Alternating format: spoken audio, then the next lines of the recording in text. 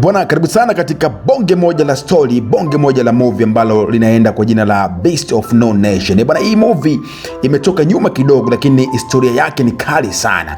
Bwana, movie inaanza kwa kutuonyesha maisha ya amani kabisa ya kawaida katika kijiji kimoja barani Afrika, ambapo mtoto mdogo aitwaye Agu anaishi na familia yake kwa furaha sana, akicheza na marafiki zake na kusoma shule bila hofu yoyote ya kesho. Bwana, katika siku hizi za mwanzo, ulimwengu wa Agu ulikuwa na rangi ya matumaini, akizungukwa na upendo wa wazazi wake na kaka yake mdogo, huku akiwa na kipaji cha kuchekesha watu kwa kuwauzia bidhaa mbalimbali kama televisheni ambao isiyo na picha. Bwana, hata hivyo hali hii ya utulivu haidumu milele, kwani mawingu mazito ya vita vya wenyewe kwa wenyewe yanaanza kutanda nchi nzuri hiyo. Bwana, na tetesi za wanajeshi wa serikali na makundi ya waasi kukaribiana katika kijiji hicho ambacho kinaanza kuleta hofu kubwa miongoni mwa wanakijiji wote walikuwa hawajazoea ukatili wa namna hiyo. Bwana, hali inabadilika kwa ghafla sana na kwa kutisha pale ambapo jeshi la serikali linafika katika kijiji ambacho na kuanza kufanya mauaji ya kiholela kwa madai kwamba wanakijiji wanasaidia kundi la waasi, jambo ambalo linazua taharuki kubwa na kuwafanya watu wakimbie huku na huko ili kuokoa maisha yao. Bwana, katika harakati hizo za machafuko makubwa ya kukimbia risasi, familia ya Agu inatawanyika vibaya sana. Baba yake na kaka yake wanapatwa na mauti mikononi mwa askari wa serikali katika mazingira ya kikatili sana. Bwana, wakati Agu mwenyewe akifanikiwa kukimbia msituni akiwa peke yake, mwenye hofu kubwa sana na bila kujua hatima yake duniani. Bwana, msitu huu unageuka kuwa uwanja wake wa kujificha na mateso ya kisaikolojia, ambapo anapita usiku kadhaa bila chakula wala maji, huku akisikia milio ya risasi na ndelemo za vita zikiendelea karibu na maficho yale ambayo yeye amejificha. Bwana, wakati akiwa katika hali ya kupotea njaa na kukata tamaa kabisa ndani ya msitu mnene, Agu anakutana na kundi la waasi wa msituni linaloongozwa na mtu mwenye mamlaka ya ushawishi mkubwa sana, anajulikana kama The Commandant. Bwana, kamanda huyu ambaye ana tabia ya kuongea kwa maneno na ya kuchochea hisia, anamkuta mtoto huyu akiwa amejificha na kumchukua chini ya mabawa yake, lakini si kwa nia ya kumsaidia, bali kwa lengo la kumtumia kama chombo cha mapambano hayo. Bwana, hapo ndipo safari ya mwisho ya utoto wa Agu inafika ukingoni rasmi, kwani kundi hilo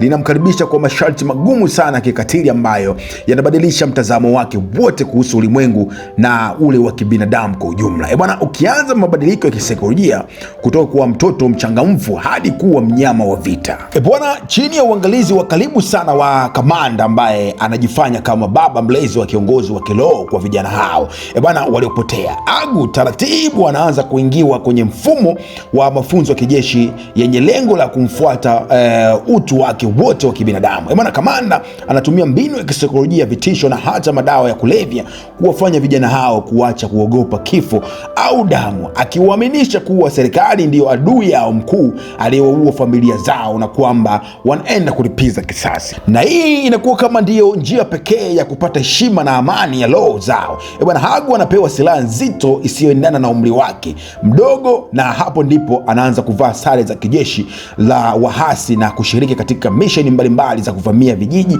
na kuua watu wasio na hatia bila huruma. Bwana, katika moja ya majaribio ya kwanza na ya kutisha zaidi ya kuthibitisha uaminifu wake wa kundi hilo na kwa kamanda, Agu analazimishwa kufanya kitendo cha kinyama cha kumuua mtu kwa mikono yake mwenyewe kwa kutumia panga, tendo ambalo linamwacha akiwa amepooza kiakili na kihisia. Ingawa mwanzoni anasita na kulia kwa uchungu mkubwa, huku akikumbuka mafundisho ya wazazi wake ya amani sana, shinikizo la kundi la hofu la kuua na kuuawa mwenyewe linamfanya afanye kitendo hicho cha kikatili ambacho kinavunja kabisa ukuta wa mwisho wa ubinadamu uliokuwa umesalia moyoni mwake. Bwana, mauaji haya ya kwanza yanabadilisha kabisa sauti yake ya ndani, na kuanza hapo anaanza kujiona si tena mtoto mdogo wa mama, bali ni askari halisi wa kupigania huru wa kundi hilo la msituni.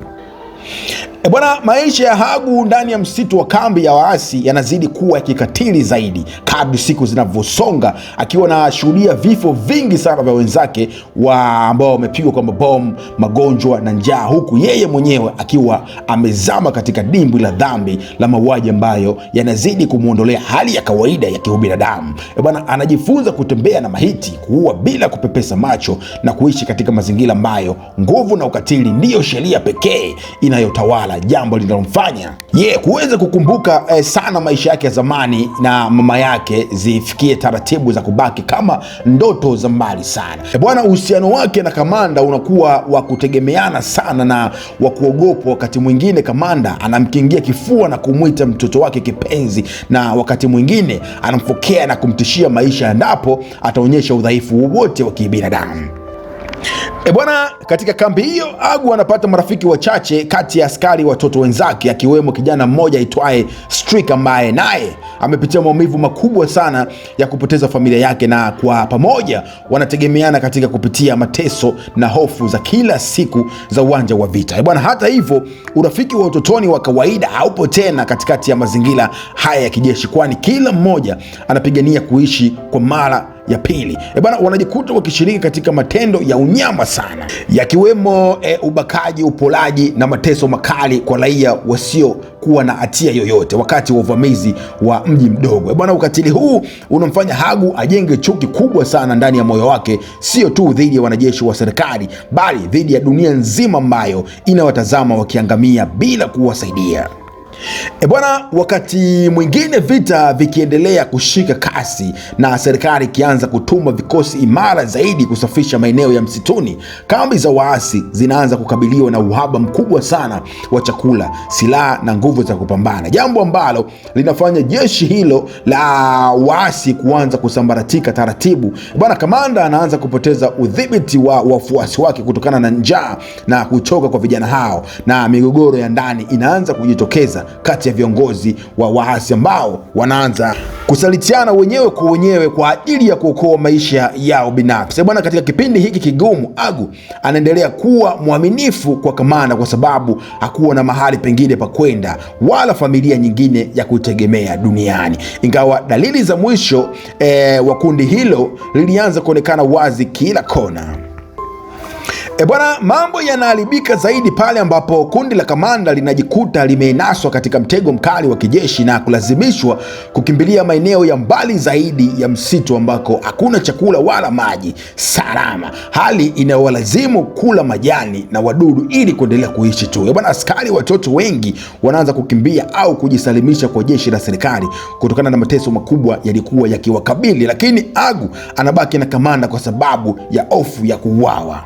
Bwana, baada ya mapigano makali yaliyofuata ambayo yalisababisha vifo vingi vya wanachama wa kundi hilo, kambi hiyo inasambaratika kabisa na kamanda anajikuta akibaki na kikosi kidogo sana cha vijana watiifu, akiwemo Hagu na Streak, wakijificha kwenye nyumba moja iliyoharibika vibaya sana karibu na mji fulani, ambapo ndipo uhusiano wa kamanda na vijana hao unaanza kuonyesha sura yake halisi ya ukatili na udikteta, kwani kamanda anaanza kuwatendea vibaya hata wale aliyokuwa akiwaamini.